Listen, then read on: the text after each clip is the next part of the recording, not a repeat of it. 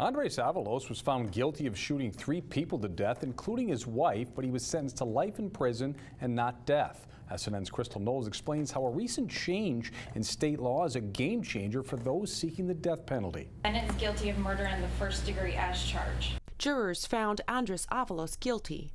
The state seeking the death penalty. A triple homicide, where you're killing a pastor, your wife, her friend, and even there, that was only 7 to 5.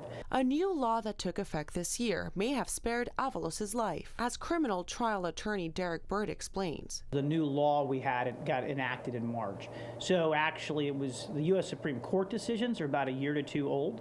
And then Florida, then they have to have their legislature reconvenes. They have to vote on the new law. This is going to change how prosecutors play the game. Before, you needed a majority rule, and now you need everybody to be on board. Would have said, all right, I'll take life in prison, and so long as you don't seek the death penalty. So that was leverage for the prosecutor. Prior to March, even if Avalos would have been sentenced to death, it wouldn't have been an immediate execution. 12 to 15 years of appeals. Time is money. It's actually more expensive for us to have the death penalty than give someone life in prison because the cost of the appeals are so high. 7 to 5.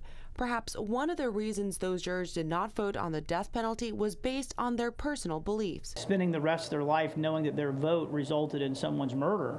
A unanimous vote seems impossible, and defense attorneys know this. We are one of the greatest exercisers of the death penalty.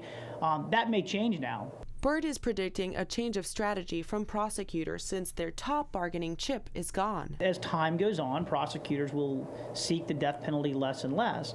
In Sarasota, Crystal Knowles, SNN, Suncoast News Network. And the last execution by lethal injection here in Florida was January 7th, 2016.